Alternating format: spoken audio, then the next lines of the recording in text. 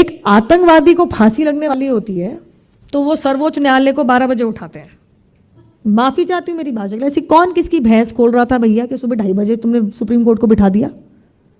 कहते हैं हम हिंदू हैं, क्या जुर्म है हिंदू होना हमारे ही देश में?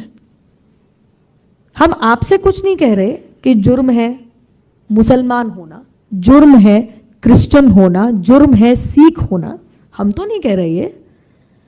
तो आप कैसे कह रहे हैं कि भैया हिंदू होना जुर्म है? ये वही लोग हैं दोगले जो 28 मंदिर जाते हैं 2 हफ्ते के अंदर गुजरात के अंदर, और फिर सर्वोच्च न्यायालय में कहते हैं कि राम सेतु तो था ही नहीं, राम भगवान तो थे ही नहीं, सब मिथ है, रियलिटी नहीं है, मिथ है। मोदी जी मंदिर चले जाएं तो कम्युनलिज्म है, राहुल गांधी अपने जेन्यू पहन ले भैया कोर्ट के ऊपर बंद गले के ऊपर तो वाह क्लास है, जेन्यूधारी शिव भक्त। भाई कब से भारत तेरे टुकड़े होंगे इंशाल्लाह इंशाल्लाह, बंदूक की नोक पे लेके रहेंगे आज़ादी। मुझे पता है कि वो जो झेप आती है वो इससे भी आती है कि सती हमारी प्रथा कैसी थी और दहेज हमारी प्रथा कैसी थी।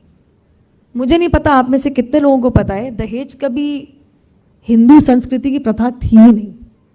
दहेज एक अडॉप्शन है एक अरेबिक वर्ड का जिसको जाहेज कहते हैं।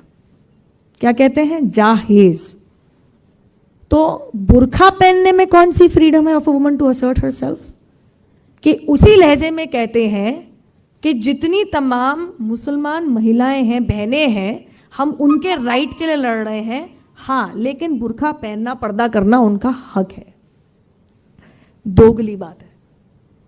जरा वो अपने घर में ये करके दिखाएं, जरा वो सबसे पहले ट्रिपल तलाक के विरोध में आके बोले, जरा वो दुर्गा माँ को प्रोस्टिट्यूट ना बोले जो जेएनयू में होता है।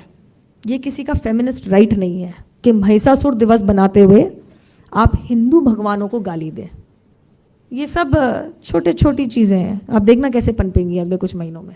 वहाँ हर साल महिषासुर शहादत दिवस बनता है और जो 9 दिन हम देवी पूजते हैं उन्हें प्रोस्टिट्यूट कहा जाता है।